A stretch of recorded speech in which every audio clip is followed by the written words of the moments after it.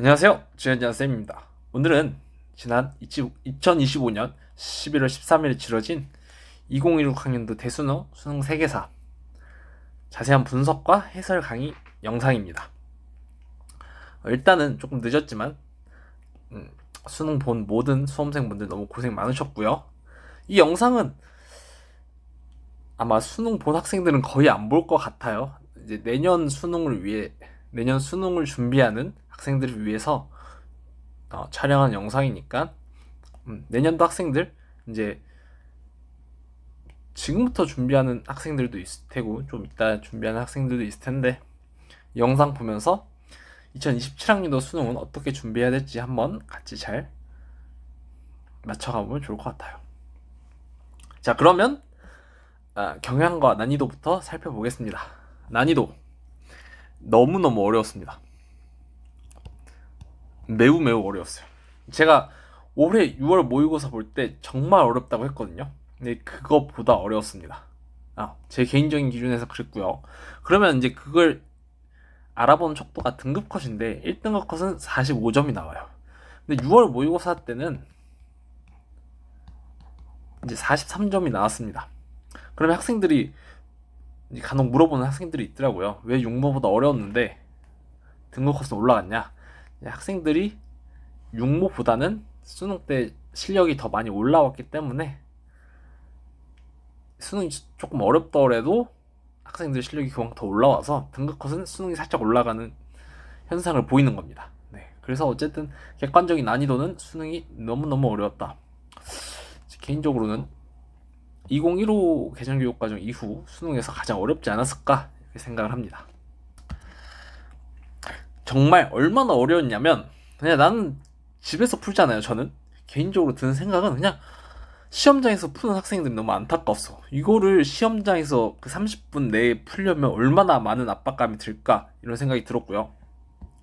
저도 웬만한 평가원 모의고사나 수능은 10분 내로 다 풀어요. 근데 이 시험지는 20분 정도 걸렸던 것 같고요.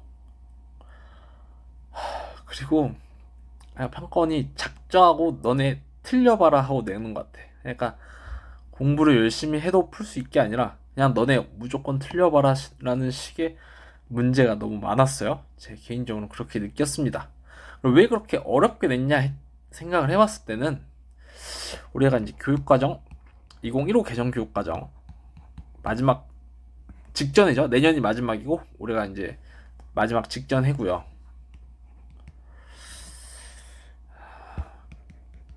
이 재수생이 많아지는 것도 문제인 것 같아. 재수생이 많아지면 두 가지 문제가 있는 것 같아요. 난이도를 일단 재수생에게 맞춰.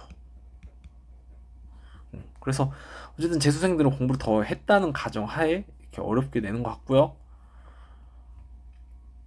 그리고 이제 내년에 교육 과정이 마지막이니까 올해랑 내년에 재수생이 진짜 많아질 거예요. 재수생 수가. 그래서 그냥 평가원은 너네 이렇게 어렵게 냈는데 또 재수할 거야? 이런 약간 심보 부리는 건가 싶기도 했어요. 제 개인적인 생각이고. 그리고 사탐런 효과도 있겠죠.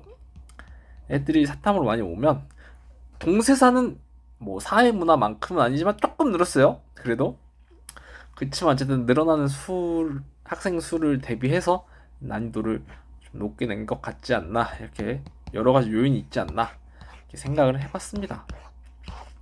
어쨌건 중요한 건 2027학년도 수능도 매우 매우 매우 어려울 것이다 이렇게 생각을 합니다. 그래서 어쨌든 2027학년도 수능을 준비하는 학생들은 꼼꼼한 준비가 필요할 것 같아요. 정말 나는 이렇게 어렵게 내면 제일 첫 번째로 드는 생각은 이거 고3들은 정시로 대학 갈 수가 있나 이런 생각이 들어요. 이거는 고3들은 절대 그 학교 스케줄 하면서 이런 수능을 만점을 받을 수가 없어요. 그래서 지금 문제가 많은 상태인 것 같습니다. 여러모로 수능 자체가 재수생도 많고 교육과정 받기 직전이고 뭐 어떻게든 잘 해결해 봐야 될 것 같아요. 세계사가 특히 어렵기 때문에 제가 이렇게 사담이 길어졌던 것 같습니다. 그러면 좀 두드러지는 출제 경향을 먼저 볼게요. 일단 사료 독해가 어려웠어요. 전반적으로 어려웠는데 특히 4번 파르티아 이것도 나름 파르티아 찾기가 어렵고요. 12번 루이 필리프 이 문제도 정말 찾기 어렵습니다. 그리고 1차 세계대전 러시아와 독일에 관련된 문항도 사료를 좀 꼼꼼히 봤어야 됐고요. 낚시형 문제죠. 2번 송나라 3채를 줬는데 그게 당나라 게 아니라 송나라의 거인지를 알았어야 되는 거고요. 8번 이게 오답률이죠. 학생들이 그냥 보갑제만 보고 명나라 다 찍어버렸다가 우수수 틀려버렸죠. 그래서 이 평가원이 핵심 키워드가 아니라 정답의 키워드가 아니라 너네 낚여봐라 하고 주는 키워드에 낚이지 않는 게 역시나 중요합니다. 이런 유형을 죄송해요. 이런 유형을 작년부터인가 굉장히 많이 내고 있어요. 꼭 한두 문제씩 내니까 조심하셔야 됩니다. 아시겠죠? 그리고 지도를 활용한 문제도 굉장히 많이 어렵게 나왔어요. 11번 사파비 왕조나 14번 우마야 왕조 지도 문제죠. 이거는 그냥 우마야 왕조 지도 모르면 못 푸는 그런 문제였습니다. 그리고 18번 제국주의 이탈리아. 근데 이 문제도 좀 그래. 이것도 할 말이 많은데 이따 자세하게 설명해 드릴게요. 그리고 새로운 소재도 많이 나와요. 유고슬라비아 단독으로 낸 건 2015 개정교육과정 이후 처음이고요. 와합운동도 마찬가지입니다. 그래서 새로운 소재도 많이 냈다. 여러모로 어려운 요소들도 많고 뭐 사료도 어렵게 내고 지도도 어렵게 내고 그래서 그냥 종합적으로 어려웠던 시험지다 이렇게 생각하면 될 것 같아요. 등급컷은 아까 봤듯이 지금 EBSI 오늘 16일 기준으로 45점이고요. 오답률 1위 한번 살펴보겠습니다. 오답률 1위는 아까 얘기했듯이 8번 청나라 문제였습니다. 그 보갑제 문제 있죠? 보갑제 명나라 거 아니다. 몽골을 키워드로 청나라를 찾았어야 되는 문제였습니다. 그 다음에 14번 우마야 왕조. 학생들이 이제 서아시아 지도를 정확히 안 외웠다 보니까 이 지도가 그냥 대충 이만큼 차지한 게 어디지? 그 아바스 고르는 학생들도 많고 오스만 고르는 애들도 많고 다들 많이 어려워했던 문제였어요. 그리고 11번 사파비 왕조. 이것도 문제가 어려웠죠. 사파비 왕조를 찾는 게 어려웠던 문제입니다. 그리고 12번 루이 필리프.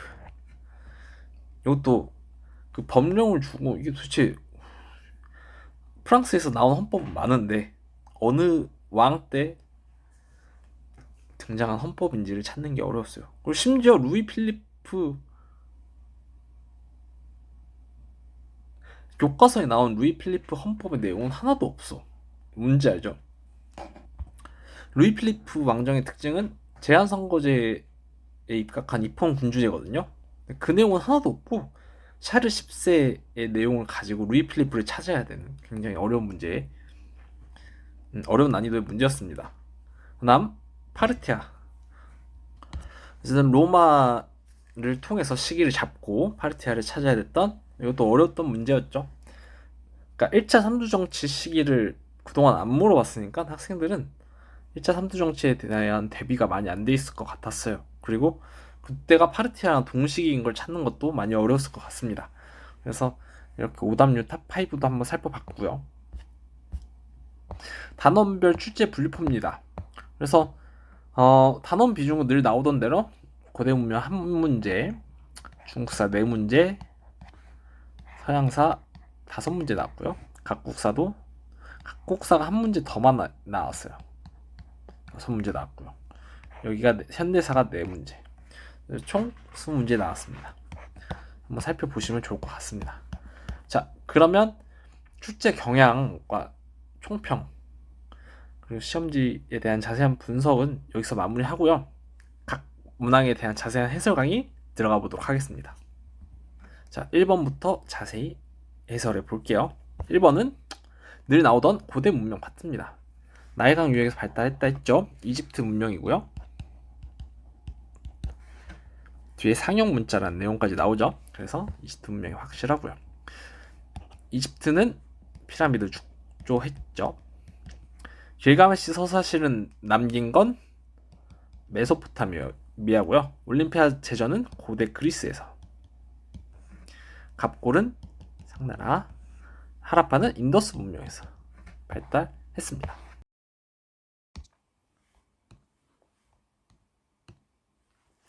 안녕하세요. 지원자 쌤입니다. 2016 학년도 수능 세계사 2번 문제에 오류가 있어서 다시 촬영을 합니다. 우선 제 실수로 잘못된 정보를 드려서 학습에 혼란을 드려 너무 죄송하고요. 2번 문제 다시 한번 살펴보겠습니다. 여러분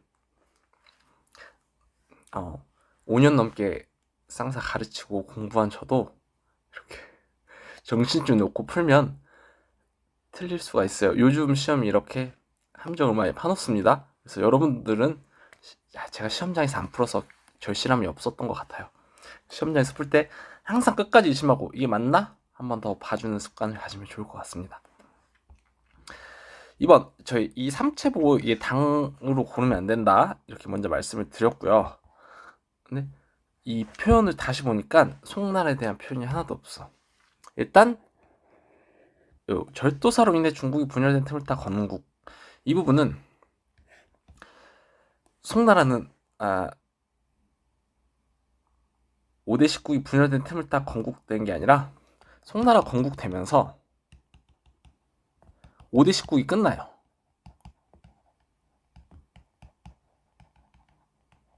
알겠죠? 그래서 이 연도가 같기 때문에 둘 다 960년이거든요. 그래서 이 5대 19 중에 건국되었다는 송나라는 해당되지 않습니다. 아시겠죠? 요 나라는 916년에 건국됐기 때문에 이 5대 19 틈에 건국되었다는 표현이 들어맞습니다. 그래서 여기부터 요 나라였고요. 이 만리장성 이남으로 남진해서 화북 일부 지역을 차지했다. 여기서 저도 살짝 의심했는데 맞겠지 했어요. 그런 쓰레기 같은 마인드 버려야 됩니다, 여러분. 저부터 잘못하고 반성하겠습니다. 이상하다 싶으면 의심을 끝까지 해봐야 돼요. 송나라는 교과서에 보면 건국된 뒤로 중국 지역을 통일했다 이렇게 표현을 해요. 다르죠? 이 표현은 어디를 얘기하는 거냐면 연운 16주를 얘기하는 거예요. 그래서 이 요나라 때 지도를 보면 이 빨간 선이 만리장성입니다. 그리고 여기 제가 하얗게 친 이 지역이 연운 16주예요. 그러니까 요 나라가 있는 이 땅은 중국 땅이 아니에요. 지금의 중국 땅이 아니고 여기 러시아고 일부는 여기는 몽골이랑 시베리아 쪽이거든요. 저 위쪽에서 건국이 돼서 만리장성 이남의 화북 지역 일부, 그게 어디라고? 연운 16주라고. 일부 차지합니다. 이 표현도 요 나라에 대한 이야기였어요. 아시겠죠? 그래서 송나라는 보면 그냥 보이다시피 중국 지역을 통일을 했습니다. 그래서 이것도 연은 16주. 그래서 자세히 보니 가는 요 나라였다. 그러니까 정답 2번이 송이랑 요가 다 돼서 저도 의심을 못했던 것 같아요. 정답은 2번 그대로 맞습니다. 진짜 여기에 송나라 선지 하나 딱 꼈잖아? 이것도 난리 났을 것 같아요. 판권이 그렇게까지 난이도를 어렵게 하진 않았네요. 저도 너무 반성하고요. 앞으로는 더욱더 꼼꼼하게 해설지 제작하고 해설 강의도 촬영하도록 하겠습니다. 감사합니다. 자, 3번. 각 국가에 대한 설명으로 옳은 것은? 우리 선조들은 이탈리아 반도를 통일하고 서지중해로 팽창을 꾀한 가에게 이 섬들을 빼앗겼지. 그러면 가가 이탈리아 반도를 통일하고 서지중해로 팽창을 꾀한 거야. 그럼 가는 누구예요? 이탈리아 반도를 통일하고 서지중해로 팽창을 꾀하는 로마입니다. 로마는 기원전 3세기에 이탈리아 반도를 통일하고 서지중해로 팽창을 시도해요. 그래서 로마는 공화정 때 호르텐시우스법을 제정합니다. 도편 추방제는 아테네의 클레이스테네스가 시행을 했고요. 페르세폴리스는 아케메네스 왕조 페르시아에서, 베르댕 조약으로 분열된 건 프랑크 왕국이고요. 펠로폰네소스 동맹을 주도한 건 스파르타입니다. 그 다음 4번도 어려웠죠? 한번 살펴볼게요. 각 국가에 대한 설명으로 옳은 것은 레피두스, 안토니우스 등 군인 정치가들의 난립으로 로마가 혼란스러웠대. 이 두 사람을 포함한 총 세 사람의 군인 정치가가 등장한 시점을 알아야 돼요. 이 1차 삼두 정치인데 이게 기원전 1세기였습니다. 그럼 이때 가는 시리아 및 팔레스타인을 점령했어요.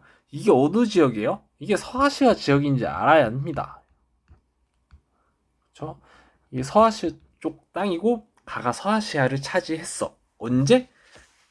기원전 1세기 때. 그게 누구예요? 파르티아입니다. 그래서 파르티아는 기원전 3세기부터 기원 후 3세기까지 존재했어요. 그래서 로마 1차 삼두 정치 시기와 같죠. 포함되죠. 그래서 가가 파르티아였고요. 이 나머지 뒤에 거는 저는 교과서에 나오지 않는 개념이라 몰라도 상관없습니다. 이 문제의 포인트는 1차 삼두 정치 시기로 파르티아를 잡는 것이었다. 아시겠죠? 파르티아에 대한 설명은 파르티아는 알렉산드로스 제국 이후에 서아시아 지역에서 건국됩니다. 알아두셔야 하고요. 살라미스 해전에서 패배한 건 아케메네스 왕조 페르시아죠. 데부시름의 제도는 오스만입니다. 이슬람 세력의 침입으로 멸망한 건 주로 사산 왕조 페르시아에서 많이 나온 선지죠. 정통 칼리프한테 망했죠. 사산 왕조가. 수도 니네베의 왕립 도서관을 건립한 건 아시리아입니다. 정답은 5번. 아시겠죠? 자, 5번. 각 국가에 대한 설명으로 옳은 것은 쭉 보면 여기 네덜란드가 카톨릭 강요 정책을 펼치는 가에 맞서서 독립전쟁을 벌이고 있대요. 거꾸로 얘기하면 네덜란드의 카톨릭 강요 정책을 펼치고 있죠. 가가 누굴까요? 에스파냐입니다. 정답 2번. 오스만과 레판토 해전에서 승리합니다. 오스만이랑 싸워서 에스파냐가 승리했고요. 벵골 분할령을 발표한 건 영국이고요. 상트페테부르크는 러시아가, 콜베르 등용한 건 프랑스, 오스트리아와의 전쟁을 통해 슐레지엔을 차지한 건 이게 프로이센입니다. 오케이? 아시겠죠? 네, 절대왕정 잘 정리되면 좋을 것 같습니다. 6번. 가 왕조의 문화에 대한 설명으로 옳은 것은 쭉 보면 불교 유물이 출처되었대. 근데 한 벽화에는 가의 카니슈카 왕, 카니슈카 왕은 쿠시안 왕조 때 인물이죠. 그래서 가는 카니슈카 왕입니다. 뒤에 보면 이 중생 구제를 중시하는 불교가 발달했는데 이게 대승불교예요. 그래서 쿠시안 왕조 때는 불교 중에 대승불교가 발달했거든요. 그래서 대승불교가 쿠시안 왕조 때 발달한 거랑 대승불교의 의미까지 알아두면 좋을 것 같습니다. 시크교는 무굴 제국 때 창시되고요. 샤쿠탈라는 국타 때, 산치데탑은 마우리아 때, 보로부두르는 샤일랜드 왕조에서, 쿠시안 왕조 때 간다라 미술 양식이 발달합니다. 정답 5번이고요. 자, 7번. 미추시 막부에 대한 설명으로 옳은 것은 일본산 문제입니다. 쇼군의 허가를 받지 않으면 해외에 나갈 수 없대요. 쇄국 정책이죠. 그리고 선교사를 신고하는 자에게 포상을 내린다. 크리스트교 포교 금지까지 내린 걸 알 수 있습니다. 이 두 개를 통해서 이게 에도 막부인지 알 수 있고요. 에도 막부는 산킹 코타이즈를 실시합니다. 자, 도다이사를 창건한 건 나라 시대 때고요. 몽골의 침입을 막아낸 건 가마쿠라입니다. 이와쿠라 사절단을 파견한 건 메이지 정부고요. 아시카가 다카오지가 개최한 건 무르마치 막부입니다. 그래서 일본사도 각 막부와 시대의 특징 잘 정리해두면 좋을 것 같아요. 8번. 이게 제일 어려웠던 오답률이 높았던 문제입니다. 한번 볼게요. 자, 향촌 질서를 유지하기 위해 10호를 1패로 10패를 1갑으로 10갑을 1보로 편성한 보갑제를 시행하고 있다. 이게 향촌 질서 유지라는 역할과 조직하는 과정이 이갑제랑 너무 유사하죠. 그러니까 학생들이 이것만 보고 다 명나라인 줄 알고 여기 장거장 찍어 버린 겁니다. 안 돼요. 끝까지 의심하고 끝까지 보고 핵심 키워드를 찾을 줄 알아야 됩니다. 평가는 이제 그냥 이렇게 막 주지 않아요. 쭉 보면 뒤에 두 가지 힌트가 나와요. 전현직 관료, 과거 응시 자격이 있는 공립학생, 서민 등을 보갑에 일제 편성한다. 얘네들이 혹시 누군지 아나요? 얘네가 신사예요, 신사. 이 신사는 어느 시대, 어느 왕조의 지배층이냐면 명과 청 때 지배층입니다. 그러니까 명이나 청 둘 중 하나인 건 알 수 있어요. 그쵸? 근데 뒤에 보면 이 보갑을 몽골 지역에도 편성한대. 명나라나 청나라 중에서 몽골 지역을 차지했던 왕조는 청나라밖에 없습니다. 그래서 이 정답이 청나라예요. 이해 가시나요? 그래서 우리가 건륭제 때 몽골 티베트 신장까지 영토를 차지해서 최대 영토를 확보했다 이렇게 배우죠. 그래서 이 몽골 지역은 청나라만 차지했다. 명나라나 청나라 중에서 그 내용을 알았어야 이 문제를 맞출 수 있었던 문제입니다. 꼼꼼하게 읽고 핵심 키워드를 찾는 게 중요했다. 그냥 이것만 보고 절대 낚이면 안 돼요. 아시겠죠, 여러분? 항상 끝까지 의심해야 돼. 조광균이 세운 건 송나라고요. 파스파 문자는 원나라 때, 장거정은 명나라에서. 복면간제, 남면간제는 요 나라에서 시행됩니다. 아시겠죠? 이렇게 봐봐. 이런 문제는 푸는 데는 간단하죠. 그냥 낚여버리는 거잖아. 이런 거 틀리면 얼마나 억울해. 사료가 어려운 것도 아니야. 막 연도 복잡하게 나오는 것도 아니야. 좀만 하면 풀 수 있는데 그냥 위에서만 보고 찍었다가 틀려버리면 너무너무 억울하지 않겠어요? 게다가 수능인데. 그렇죠, 여러분. 모의고사도 아니고 수능에서 이러면 너무 억울하니까 항상 꼼꼼하게 의심하는 자세 가져보도록 합시다. 아시겠죠? 자, 9번. 로마 교황의 대리인으로서 모든 카톨릭 신자에게 경의를 표한대요. 로마 교황은 과거에 성상을 두고 갈등했어. 누구랑? 로마 교황이랑 누구랑 싸웠어? 성상을 두고 비잔티움 제국이랑 싸웠죠. 그때 막 그래서 성상 파괴령을 반포하고 그랬죠. 비잔티움 제국이. 그래서 가는 비잔티움입니다. 군광군제랑 둔전 병제를 시행했어요. 보름스 협약은 신성 로마 제국 황제랑 로마 교황이랑 체결합니다. 비잔티움 제국 황제는 참여하지 않아요. 그러니까 밀레트 제도는 오스만에서. 훌라그에게 멸망한 건 아바스. 투르푸아티의 전투에서 승리한 건 프랑크 왕국이죠.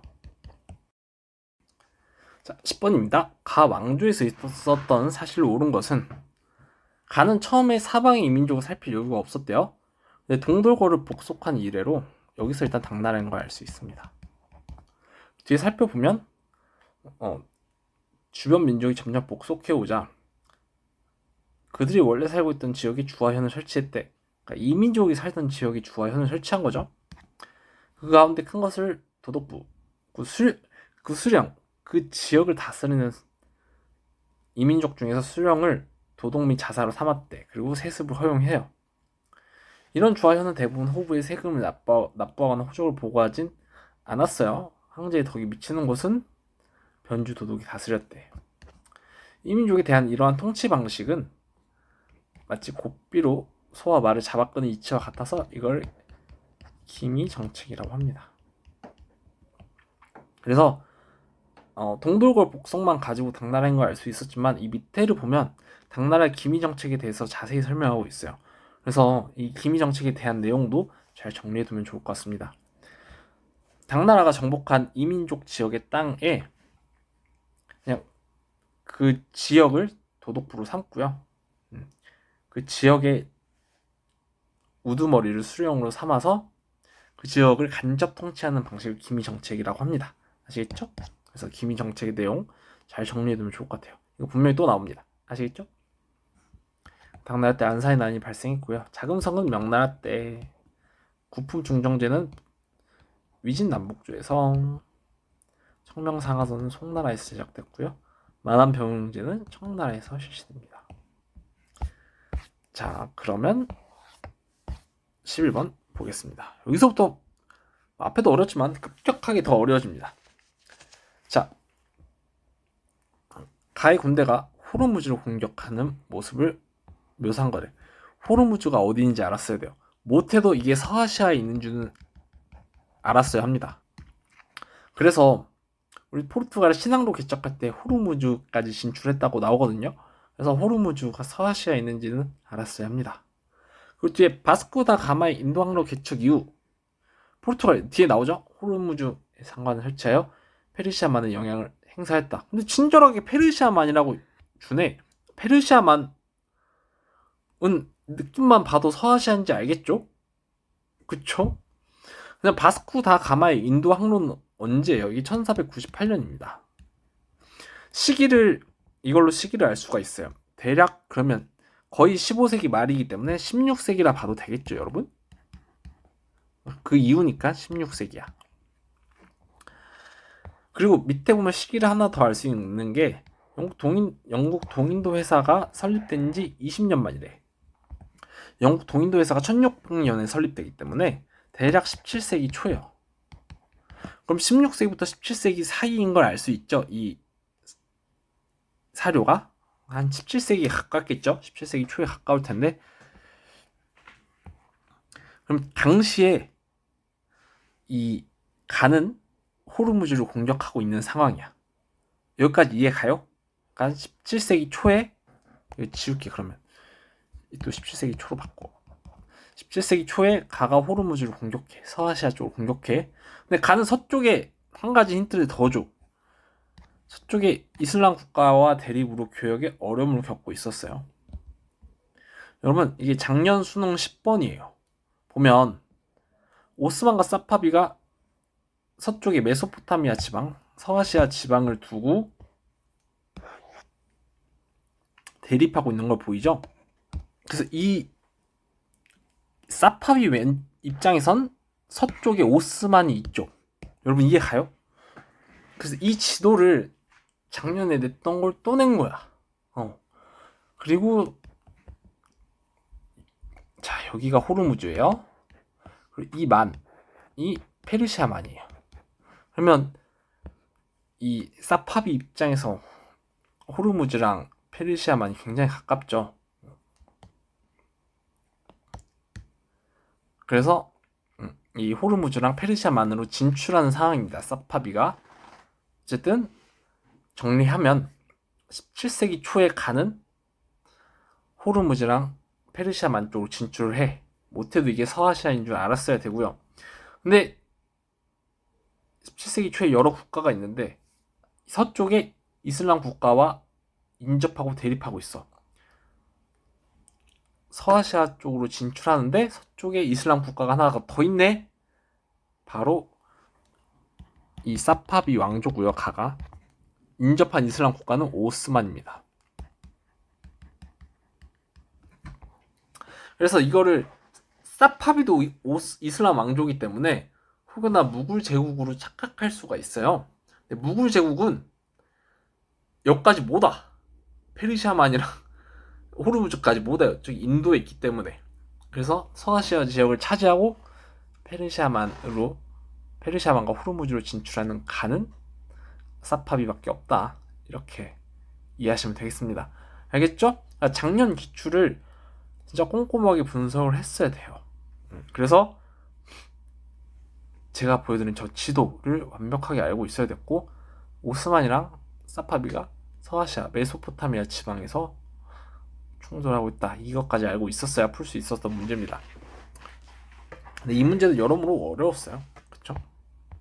그래서 잘 정리해두면 좋을 것 같아요. 아시겠죠? 그래서 사파비는 이스파한을 수도로 삼았고요. 우즈베크인의 침공을 멸망한 건 티무르. 맘루크 왕조를 정복한 건 오스만. 마라타 동맹의 반란으로 위기를 겪은 건 무굴. 아바스 왕조로부터 술탄의 칭호를 부여받은 건 셀주크입니다.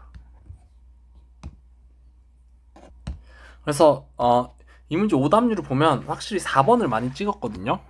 학생들이 이 서쪽으로 인접한 이슬람 국가를 사파비로 착각을 해버린 거야. 이해가죠? 무굴 제국 입장에서 보면 서쪽에 사파비가 있거든요. 근데 그 서쪽에 사파비가 이슬람 국가니까 그럼 가는 무굴이네? 해서 무굴 찍어버린 학생들이 많았던 것 같습니다. 근데 무굴은 여기 호르무즈랑 페르시아만까지 올 수가 없다. 위치상 인도 쪽에 있다. 여기까지는 오려면 한참 걸린다. 그래서 가가 사파비인 걸 알았어야 됩니다. 아시겠죠? 그렇게 헷갈리지 맙시다. 12번 미술진 짐의 제휴식이 있었던 사실로 옳은 것은, 자, 첫 번째 프랑스의 법입니다. 일단 프랑스인 걸 알 수 있겠죠? 여기서 힌트는 근데 이 문제가 어려웠던 이유는 밑에 쓸데없는 내용이 너무 많아. 근데 이게 뭐지? 이런 걸 발표했던 왕이 있나? 일단 착각하게 되죠. 그러니까 여기서 쓸데없는 법 내용을 쳐내는 게 너무 어려웠을 것 같아요. 학생들 입장에서는. 그렇죠? 우리가 프랑스 혁명은 워낙 프랑스 혁명부터 나폴레옹까지 길고, 또 프랑스 2월 혁명, 7월 혁명까지 내용이 붙고요. 그 안에서 법도 너무 많이 개정되고 내용이 복잡하기 때문에 그 법을 다 완벽하게 구분할 줄 알아야 됐고요. 그리고 심지어 그 법의 내용들은 하나도 안 나와요. 그러니까 학생 입장에서 내가 교과서 개념에서 배운 프랑스의 법의 내용은 없는 것 같은데 이게 그 내용인가? 많이 헷갈리죠. 근데 심지어 그 내용은 하나도 안 나오고 그냥 우리 샤르 10세가 언론을 제한하고 탄압했다 이런 내용을 배웠죠. 그래서 이 샤르 10세가 언론을 탄압했던 내용은 작년 용모 19번에 나와요. 보면 정기 간행물 발행의 자유를 정지하죠. 그리고 의회를 해산합니다. 그래서 이미 작년 용모에 한번 나왔었어요. 그러니까 기출에 나왔던 내용이고, 언론을 탄압했던, 언론을 검열했던 언론의 자유를 제한하는 조치이 나오죠. 언론을 탄압했던 조치는 이제 다시 시행하지 않는다. 그러니까 샤르 10세가 언론을 탄압했던 조치는 이제 끝. 그러면 샤르 10세 다음이죠. 루이 필리프입니다. 아시겠죠? 그래서 밑에 보면 이 왕정 복고라는 표현이 나와요. 이게 샤르 10세가 부르보 왕조였거든요. 그 부르보 왕조의 왕정 복고 이전의 내용, 이전의 투표나 이전의 의견은 다 금지한다라는 내용입니다. 아시겠나요?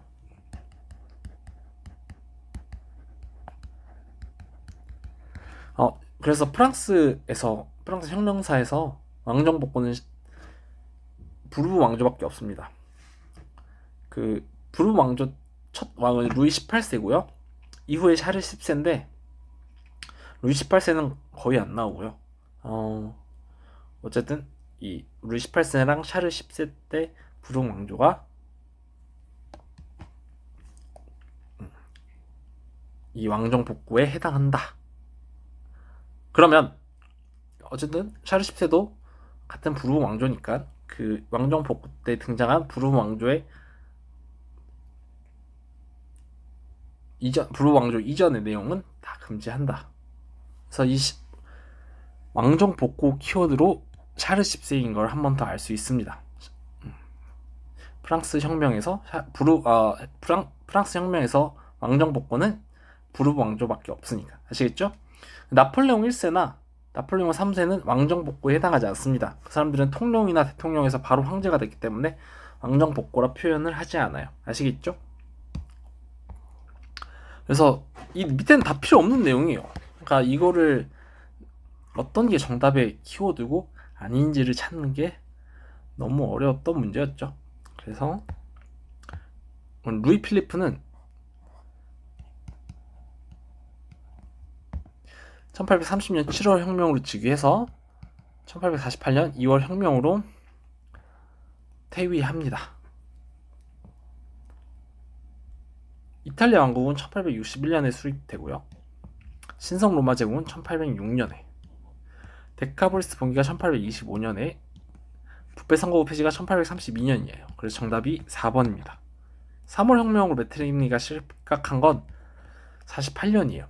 근데 48년 2월 혁명의 영향으로 메테르니가 실각되기 때문에 이 메테르니 실각은 프랑스 2월 혁명 이후입니다. 그렇게만 알면 루이 필리프 이후인 걸 알 수 있겠죠. 그래서 5번은 정답이 될 수 없고요. 이 문제 어려우니까 한 번 더 꼼꼼하게 정리하면 좋을 것 같고, 아까 보여드렸던 작년 육모 19번 25학년도 육모 19번이랑 연계해서 풀면 진짜 좋을 것 같아요. 아시겠죠? 자, 그러면 13번 보겠습니다. 각 국가에 대한 설명으로 옳은 것은 탄생한 이래 연방 내 다양한 민족 간 갈등이 커졌고 슬로베니아, 크로아티아가 독립됐다. 이 문장을 통해서 이게 유고슬라비아인 줄 알 수 있습니다. 그래서 유고슬라비아 연방이 91년도에 해체되거든요. 그 해체 과정을 좀 알았어야 이 문제를 겨우 풀 수 있어요. 그래서 이 유고슬라비아 해체 과정은 이전 교육 과정에선 등장했는데 1호 개정 교육 과정 이후에선 처음 등장했고요. 그래서 어쨌든 잘 안 나왔던 부분이니까 소홀했던 학생들은 어려웠을 수도 있어요. 생소했을 수도 있고. 그래서 내년 준비하는 학생들은 유고슬라비아 해체 과정까지 자세히 알아두면 좋을 것 같습니다. 유고슬라비아 티토가 1차 비동맹 회의를 주도했죠. 자, 빌리 브란트는 서독 인물이고요. 크루쇼프는 러시아. 하벨은 체코슬로바키아. 바윈사는 폴란드. 이렇게 정리해 보겠습니다. 자, 14번. 이것도 문제가 많은 문제죠. 이거는 이 지역을 통해서 정답을 알 수 있어요. 이 나머지는 어떤 서아시아 국가들도 다 대부분 차지했었습니다. 오스만이든 아바스든. 근데 이제 우리가 우마이야 왕조는 이베리아 반도까지 진출했다고 하잖아요. 그래서 이쪽까지, 여기는 아직 아프리카긴 하거든요. 이베리아 반도 밑에. 근데 우마이야 반도가 이쯤까지 차지를 해요. 그래서 여기까지 진출한 건 우마이야 밖에 없다라는 걸 알거나 아니면 우마이야 왕조 지도를 다 외우거나 어쨌든 간에 그렇게 해서라도 풀었어야 합니다. 아시겠죠? 그거 말고는, 그래서 너무 이 점 하나로 문제가 갈리는 게 난 너무 그래요. 그리고 이 문장 글자에 대해서는 어떠한 힌트도 없어. 북아프리카 카르타고 로마도 했어. 심지어 콘스탄티노플레스 이런 거 한나라들 천지빛깔이에요. 너무 많아. 이거 하나만 보고서는 우마이야 왕조 골라야 되는 게, 나는 이게 과연 무슨 어떤 의도로 문제를 냈을까? 그냥 너네 틀려봐라 라는 생각밖에 안 들어요. 그래요. 뭐 좀 학생들이 안타까울 뿐이에요. 이런 문제는 잘 모르겠습니다. 그래서 우마이야 왕조는 아랍인 우대 정책을 전개했고요. 사마르카트는 티무르의 수도였습니다. 이스마일 1세는 사파비 왕조를 수립했고요. 탈라스에서 당의 공대를 격돌한 건 아바스. 헝가리 정복하고 빈 공격한 건 오스만이에요. 그래서 4번, 5번 선택지가 많아요. 선택자가. 그래요. 좀 어려웠던 문제입니다. 아시겠죠? 자, 15번. 가나안 국가에 대한 설명으로 옳은 것은 몇 달간 가해 상황은 우리의 우려가 현실이 되었음을 보여준대. 새롭게 들어선 정부는 빠르게 권력을 공고했고 대중에게 약속했던 즉각적인 평화를 이행하였습니다. 전쟁 중 새로운 정부가 들어섰고 대중에게 평화를 약속하고 이행한 국가는 러시아예요. 이게 1차 세계대전 당시 브레스트 리토프스크 조약이죠. 발음이 좀 꼬였네요. 그래서 그 내용이고, 그러면 이때 러시아랑 단독 강화를 맺은 나라가 어디예요? 독일이죠. 독일은 동부전선, 러시아 쪽에 파견했던 군대는 빼겠죠. 이제 러시아랑 강화 조약을 맺었으니까 그걸 빼서 서부 전선으로 이동시키는 거야. 이해가죠? 그래서 나가 독일이에요. 바이마르 공화국을 선포한 건 독일이고요. 그리스 독립운동을 지원한 게 영러 프랑스입니다. 그래서 정답 2번이고요. 인도차이나 연방을 조직한 게 프랑스. 얄타 회담은 미영소. 모로코에서 2차례 군사 충돌 위기를 겪은 건 독일이랑 프랑스죠. 정답 2번입니다. 그래서 1차 세계대전 당시 러시아와 독일의 상황 잘 정리해두면 좋을 것 같아요. 16번 가 운동에 대한 설명으로 옳은 것은 이슬람교 초기 순수함을 회복하자는 가. 근데 이게 어디에서 전개된 거야? 아라비아 반도에서 전개됐죠. 이게 와하브 운동입니다. 이후에 무함마드 이븐 사우드라는 사람이, 이 사람은 교과서에 안 나와요. 근데 왕국을 세웠죠. 이게 뭐냐면 와하브 왕국이에요. 근데 이거는 오스만에게 멸망했다가 이제 나중에 1932년에 사우디아라비아 왕국이 수립됩니다.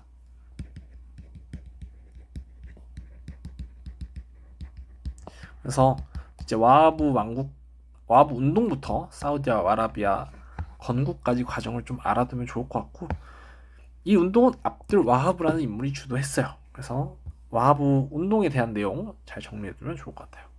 분하르드 운동은 러시아에서 차르 전제 정치가 너무 심하니까 그거에 대항하기 위해 실시됐고요. 헤지라는 이슬람교 탄압이죠. 이슬람교를 탄압하니까 무함마드가 어쩔 수 없이 전개합니다. 스와데시 스와라지는 콜카타 대회 때 등장하고요. 영국 담배 독점권 판매 획득에 반대한 건 담배 불매 운동이죠. 카자르 왕조에서 시행되었습니다. 그래서 와하브 운동도 첫 등장했기 때문에 잘 정리해두면 좋을 것 같아요. 자, 17번. 저희 대표들은 폐하께 깊은 애정과 충성심으로 최근 가의 의회 재정 방안에서 확보 방안에서 비롯된 각종 세금, 특히 신문등 인쇄물에 부과한 세금, 이게 무슨 세금일까요? 인지세예요. 우리가 교과서에서 인지세가 등장하는 경우는 미국 혁명밖에 없죠. 그러면 누가 누구에게 부과한 거야? 영국이 미국에게 부과한 겁니다. 아시겠죠? 그래서 이때 미국 사람들이 뭐라고 저항하냐면, 대표의 동의 없이 대표 없는 것에 과세 없다. 우리는 미국은 영국 의회에 대표가 없는데 왜 우리에게 영국 마음대로 우리에게 과세를 하냐, 이렇게 저항을 하죠. 그래서 이 문장까지 봤을 때 이건 미국 혁명의 상황이다. 그리고 이건 영국이 인지세를 부과했기 때문에 일어난 상황이다 라고 알 수 있습니다. 영국은 요크타운 전투에서 패배했고요. 상수시 궁전을 건립한 건 프로이센. 파쇼데에서 영국과 충돌한 건 프랑스. 콜럼버스 항해를 후원한 건 에스파냐. 파리 조약으로 독립한 건 미국입니다. 이거 근데 대충 보고 미국 부르면 안 돼요? 아시겠죠? 인지세를 부과한 건 영국. 18번. 이것도 그래. 북아프리카 트리폴리를 공격해서 전쟁을 시작했대. 트리폴리가 작년인가 재작년에 그때 오스만 문제로 한번 등장을 했었죠. 그래서 제일 좋은 건 오스만 제국 때 기초를 공부하면서 트리폴리 위치를 한 번이라도 봐두면 좋고요. 그래서 트리폴리가 어딨냐면 이 북아프리카 중간쯤에 있어요. 이걸 알면 가장 좋고, 모르겠으면 어떻게 풀면 되냐면, 일단 북아프리카인 건 줬어. 그럼 밑에 보면 청년 트리크당이 혁명에 성공했다, 이펀 혁명에 성공했다는 문장이 나와요. 그럼 이게 언제인지를 알 수 있어. 1908년 이후의 상황이에요. 청년 트리크당 이펀 혁명이 1908년이거든요. 그러면 1차 세계대전 직전에 제국주의 시기인 걸 알 수 있습니다. 그때 북아프리카를 공격한 건 이탈리아예요. 사실 트리폴리가 리비아의 땅이거든요. 리비아 수도예요. 그래서 이탈리아가 우리 제국주의 배우면 리비아를 점령했다라고 배웁니다. 그래서 가가 이탈리아고, 트리폴리가 리비아 땅인 것도 모르고 어딘지는 몰라. 일단 그냥 북아프리카만 알아. 그럼 북아프리카 공격한 건 사실 제국주의에서 프랑스도 있긴 하지만 이 선지에 프랑스가 없어요. 그래서 그냥 이탈리아로 가면 됩니다. 아시겠죠?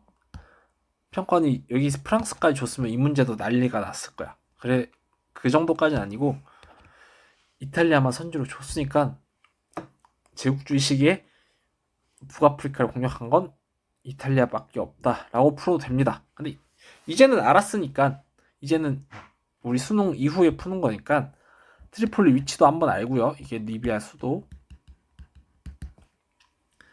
청력 트리크당 연도도 알고요.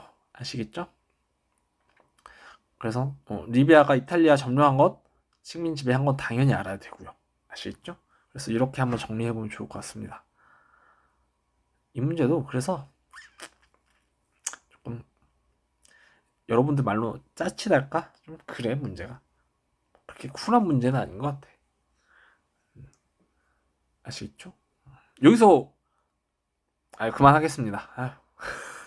크림전쟁에 패배한 건 러시아, 체코슬로바키아를 점령한 건 독일이고요.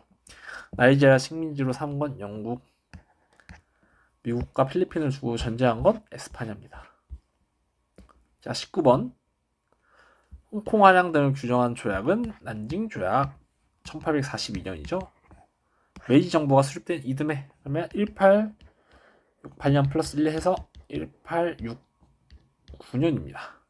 가에 들어간 내용은 수원 임시 대총통 취임식은 1912년, 신축 조약은 1901년, 변법이 좌절된 건 1898년, 철도 국유화 조치는 1911년, 영사관 설립은 텐진 베이징 조약이죠. 185860년. 정답 5번. 아시겠죠? 다 연도랑 내용까지 알아둬야 됩니다. 자, 5번. 20번. 위출신 나가 집권한 시기 있었던 사실로 옳은 것은 쭉 보면 우리는 개혁을 이야기했대. 개혁을 실시한 인물 중에 하나겠네요. 그래서 나는 자유선거, 권력분립, 다당제, 시장경제 도입과 같은 개혁을 추진했대. 여러 명 있죠. 대표적으로 고르바초프 아니면 중국의 덩샤오핑 이 정도가, 아니면 레닌도 있고요. 러시아에서 생각이 나. 근데 처음에 성공을 했어. 그러다 보니 근데 몇몇 사람들이 불만을 가지고 우리 개혁을 저지하는데 실패하자 나르체프가 쿠데타를 일으켰어. 그리고 6년 만에 연방이 해체돼. 연방이 해체된 건 소련이 해체되는 상황을 의미하죠. 이게 딱 91년이에요. 그러면 6년 전에 누가 집권을 하냐면 고르바초프가 집권을 합니다. 1985년이에요. 그래서 고르바초프가 말년에 쿠데타가 일어났고 그것 때문에 소련이 해체되거든요.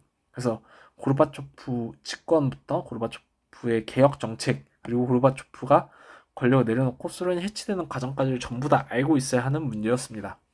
고르바초프 집권 연도는 계속 등장했기 때문에 제가 외우라고 말씀드렸고요. 소련 해체 연도도 당연히 알았어야 됐죠. 그래서 이 연도까지 알고 있어야 풀 수 있었던 문제니까 잘 20번의 내용 잘 정리되면 좋을 것 같습니다. 베를린 장벽 붕괴는 1989년이고요.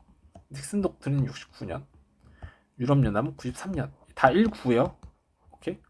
쿠바의 미사일 위기는 1962. 무역기구는 1995. 그래서 정답은 몇 번이야? 1번이네요. 오케이? 아시겠죠? 그래서 연도도 당연히 암기해야 된다. 이렇게 이야기 드릴 수 있습니다. 자, 여기까지 마무리 하고요. 뭐 혹시 궁금한 건 내년 수험생분들 언제 들을지 모르겠지만 이제 제 카카오톡 질문 이제는 오픈톡방도 오픈톡방인데 제 거 카카오톡 채널이 있어요. 그 우리 방구석 역사여행 그 캐릭터 있는 그걸로 질문해 주시면 그것도 어쨌든 카톡이랑 똑같으니까 자세하게 답변 드리겠습니다. 그리고 내년 준비한 학생들한테 당부드리고 싶은 건 그냥 제일 중요한 건 역시 개념이에요. 개념인데 뭐가 제일 중요하냐면 이제는 다 외워야 돼. 한 글자도 빠짐없이 다 외워야 돼요. 이 파르티아에 대해서 알렉산드로스 제국 분열 이후에 출연했다는 문장은 처음 등장했어요. 물론 제 교재는 있어요.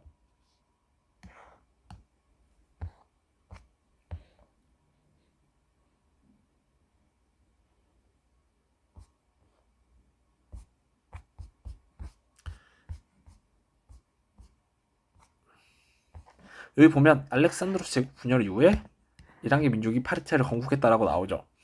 저도 근데 있긴 있지만 이거 밑줄은 안 쳐놨어. 한 번도 등장한 적이 없어, 평가원에서. 근데 이렇게 선지로까지, 정답 선지로까지 나왔죠. 그러니까 교재에 있는 뭐 제 거 교재든 어떤 선생님 교재든 개념서에 있는 내용을 덮고 본인이 한 글자도 빠짐없이 이야기할 줄 알아야 돼요. 그렇게 완벽하게 알아야 하고 그래야 50점 맞을 수 있는 것 같아. 이제는 중요한 뭐 요약서 이런 걸로는 만점 받기 쉽지 않습니다. 그리고 제가 웬만하면 실무 파이널 때 꼭 풀려고 하긴 하지만 필수로는 안 했거든요. 근데 이제 실무도 필수가 된 것 같아요. 그래서 실무도 좀 시간 될 때 많이 풀어두시면 좋을 것 같고요. 그러니까 어려운 문제를 푸는 연습을 하는 게 좋을 것 같아. 어쨌든 개념 한 글자도 빠짐없이 외우는 게 중요하다. 그래서 이제 지금 일요일이거든요. 이거 촬영하는 시간이 화요일쯤에 내년도 커리큘럼 제거 교재랑 강의랑 영상이 올라갈 건데 제거 교재에 이 보면 작년 교재거든요. 제가 개념을 이렇게 두고 되게 중요 부분 빈칸을 뚫어서 이렇게 복습을 할 수 있게 하잖아요. 근데 여기 하나 더 해서 여기 다 빈칸 만들어 버리는 거야. 그냥 백지 만들어 버려서 하나를 더 추가할까 고민 중이에요. 그래서 여러분들이 그냥 박트리하던 파르티하던 거기에 대한 내용을 하나도 빠짐없이 혼자 다 써보는 그런 교재를 그렇게까지 해볼까 생각을 해요. 이번 수능 보고서. 그래서 그거에 대한 의견은 모르겠다. 이거 수험생분들 얼마나 볼까? 내년도 준비하는 수험생들 얼마나 볼까 싶은데 그렇게 그냥 하겠습니다. 뭐 다 여러분들 공부하라고 하는 거고 뭐 전자책으로 파는 교재 가격은 제가 변동이 없게 하겠습니다. 어쨌든 자세한 내용은